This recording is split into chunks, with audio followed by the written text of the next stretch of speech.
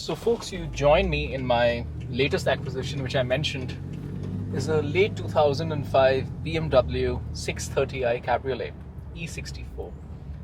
So why did I buy a 19-year-old car? What was the rationale? How is this 19-year-old car and what plans do I have with it? That's what we're going to talk about in today's video. So quick story time. Going back to 1998, 1999, that's when the car obsession began for me. Because Indian market just opened up and then there were a lot of cars coming into India at that point in time. Till the early 90s, India was completely closed. It was practically socialist, and something happened. IMF kind of forced India to open up. So, circa 98, I'm 12 years old. A lot of cars are coming in. Starting to read car magazines. Autocar India just launches in India. There's a car magazine called Overdrive. The obsession is building. And of course, in these car magazines, they cover all the motor shows. And I believe it was in 99, I don't know whether it was Geneva or Frankfurt or one of the motor shows, where they debuted a concept car, which I really, really liked. So much so that one of the things that I wanted to be, and that was really my ambition when I was younger, was to be a car designer. And there was a concept car that really inspired me. I was always a fan of BMW, but then there's a concept car called the Z9, which was just, to me, as a 12 or 13-year-old, was just incredible looking. Now, of course, that Z9 is from the infamous BMW Bangle era. So it's fair to say that it is not everyone's favorite design, but I don't care about everyone else. I just remember 12, 13, 14-year-old me and the obsession. That car and the Mercedes Vision SLR were the two cars that influenced my designing. And I never ended up becoming a designer. It's a different story. I ended up getting into marketing because on the advice of a designer. So that's a different story. I didn't end up becoming a car designer. But nonetheless, the Z9 and the Vision SLR hold a very special place for me. So guess what? The BMW Z9 became two cars, or rather one car, which is the BMW 6 Series. The second 6 Series to come out after the original 6 Series, the shark nose of the 80s. This one came out, I think, around 2002 or 2003. And it came in both coupe and convertible form. And what I have here, of course, is the convertible version of the BMW 6 Series, the E64. The spiritual, it's not successor, but it is the Z9 and all but everything else, because this is a road car based on the concept car that was Z9. So that's a long backstory as to my obsession with this particular car shape. For me personally, I know people are big fans of the E46. Actually, I'm also a big fan of the E46. Ignore that. People are big fans of the E39 5 Series. For me, peak BMW were three cars in terms of design. The E46 3 Series. Wow, there's literally a chicken crossing the road. Interesting. So E46 3 Series, E65 Series, I know a controversial choice, and E63 64 6 Series. I love them. I just love them. Even for me now, I don't like the design of the F Series that much. 3 Series, I mean the E46, E60, E63, E64, they remain my favorite designs. Now this car. So about a year and a half ago, when we had decided to have more than one car, then I was looking for a second car, and that time I was just thinking, I was looking for the cheapest second car possible. Ultimately, I would get something more expensive. And in Singapore, what happens is that you keep cars for 10 years, and then every 10 years you have to buy the permission for the car to stay on the road for another 10 years, and it can be quite a lot. Right now, it's hovering at around $100,000. Well, as it turns out, this particular car was bought brand new in 2005 by an owner, and he kept the car all through the first 10 years, and then he renewed the permission again. So in 2015, this car's permission was renewed, and it had been with that owner since 2005. So this car, when I first saw it last year, had been with the owner since 2005, so 18 years. Now, I was thinking of getting the car. Finally, I wanted to ended up getting something more powerful. Long story there, we'll go over that in this channel. But very recently, the owner, or the friend of the owner of the car, who is the person I spoke with to begin with, hit me up, and he said that the guy is about to deregister this car because it's about to hit 19 years old. It's about to hit its road tax. Doesn't want to spend a few $1,000s, a little over $1,000. So he said, "Are you interested in taking this car? Because it'd be such a shame for this one owner, low mileage. This car has only done 124,000 kilometers, which is, what, 80,000 miles or so, less than that. would be a shame for one owner, low mileage car, to just be scrapped. And he said that drive it for a year. In a year, if the cost of renewing the permission for 10 years goes down, you could potentially renew it and have a very, very attractively priced proper sports car. You just heard that sound, by the way. And I've thought a lot about it because I already have two cars, my car and my wife's car. But you know what? Decided we're taking a punt. Worst case, in a year, we'll have to scrap this car. But for now, for a very, very reasonable amount, much cheaper than one of the most cheapest depreciations on the market, I managed to get this. Now, this car is not in perfect condition. There are a couple of things, though it's got only one owner. Nonetheless, it does have a few things. The biggest issue is really there's no sound coming from the main head unit. That is the biggest issue on the car. That is not an easy fix. So that is something that I'm grappling with. Should I get it done? I knew this when I bought the car. And I knew that if I wanted the main thing that I typically need in a car, which is Bluetooth audio, because I'm always listening to Spotify or whatever, I knew that that is something that I have to look at putting on top of the price of the car. That's how I looked at how much I paid for this car. So that's the biggest issue with the car. The second the second issue with the car is the one of the reversing lights is not working. And mechanically, 100% sound. It's just those things. The no sound coming from the head unit. Rest of the iDrive is fine, and reversing light not working. Small price to pay. And the steering wheel buttons, because of the sound not coming, I don't know whether they're working perfectly or not. Some of them are working, some of them are not. So that's the main thing. The condition of the car is great. It was a little bit rough around the edges because it was clearly not driven much the last 4 or 5 years. It was just sitting. Apparently the owner has 4 or 5 cars, so it had been just sitting around, a little neglected. So had to get a little bit of it cleaned up. There was a little bit of some stuff, not stuff growing inside the car, but cleaning. Some good spring cleaning was needed for the car. Seats are in great condition. I mean, if I decide to keep this car and renew the permission for 10 years, I may probably do a little bit of a spruce up. Especially the steering wheel, the rim, which is wonderful. I love the steering wheel, by the way, from BMW. This is peak steering wheel for me. I don't like the later, thicker rimmed steering wheels that came from BMW. But yeah, if I decide to renew the permission on this car for another 10 years, I'll probably get the steering wheel re-wrapped in as thin leather as possible, because I don't want to have one of the super fat modern M wheels. This is thin rimmed. This looks like this is the 5 Series E60 steering wheel. It's very similar to what the M5 steering wheel looks like. One of my favorite cars of all time, E60 M5. So yeah, so that's probably what I'm going to do. What else? Is there anything else to note in particular on the condition? No, rest of it is absolutely fine. The mechanism works fine. The roof mechanism, which is very, very important, that works absolutely fine. I've tested it in the rain, up and down. There's a CLA 45 making a racket right in front of me.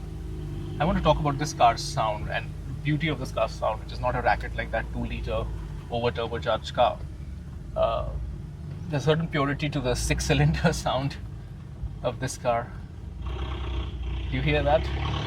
Oh my god. I feel like that car is just making my point for me. I also have a turbocharged car. I have a 740, but it doesn't need to make a racket like that. Anyways, let's just go forward. I'm going to find a place to park and talk a little bit more, show you around the car a little bit more. Let the CLA go. Okay, yeah. So I was saying, I'll show you around the car, but in general, the fundamentals of this car, which is rear wheel drive, a very good size and weight, because I don't know how much exactly this car weighs, but let's just say my backside tells me it doesn't weigh more than 1700 kilos. It just feels very light on its feet, and the steering feel is so incredible compared to modern BMWs. And I was very fearful that I would find this car very slow, because it only has 254 horsepower, 350 Newton meters of torque or whatever. Right? It's one of those, it's the N52 engine, the famous N52 engine, not turbocharged at all. But guess what? I've been enjoying it, especially when you put the sport button on in the drive below the gear lever. It's actually pretty okay. All right, we stopped over here. Let's take a quick look around the car. All right, here we go. This is the E64. This is in sapphire black. With the interior color was named like red wine or something. I'm forgetting the name. Basically, it's like a red interior. Let's open it up. So you can see the condition of the steering wheel that I was telling you about. It's just over here, a little bit worse for wear. The seats are in actually pretty decent condition. So you can take a look. It's surprisingly spacious. I think it's more spacious than the next generation 6 Series convertible, which was really not meant to be a 4-seater. But this can carry 4 people for short distances, absolutely fine. It carried everybody the other day. Carried my 2 dogs, my wife, my helper. All of us went for a drive, so it's spacious enough. There is, of course, the famous bangle butt that we have to talk about. And there's some sort of convertible in the distance. Is that a... forgetting which one it is, one of those modern convertibles. This is not a modern convertible. Look at those wheels, 18-inch wheels, very nice. And another identical. This is where before BMW went crazy with wheel designs. Overall, there's a very subtle, this is not an overstyled car. This is just a beautifully styled car. Speaking of which, this is another thing that's a little bit loose. See this? The headlamp is a touch. Well, I pushed it in already. There you go. You can kind of come out a little bit, so it's a little bit loose. Otherwise, car's in great condition.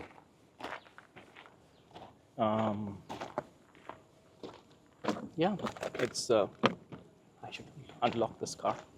Even the boot in this car is surprisingly big size. Nothing will open. I unlock it.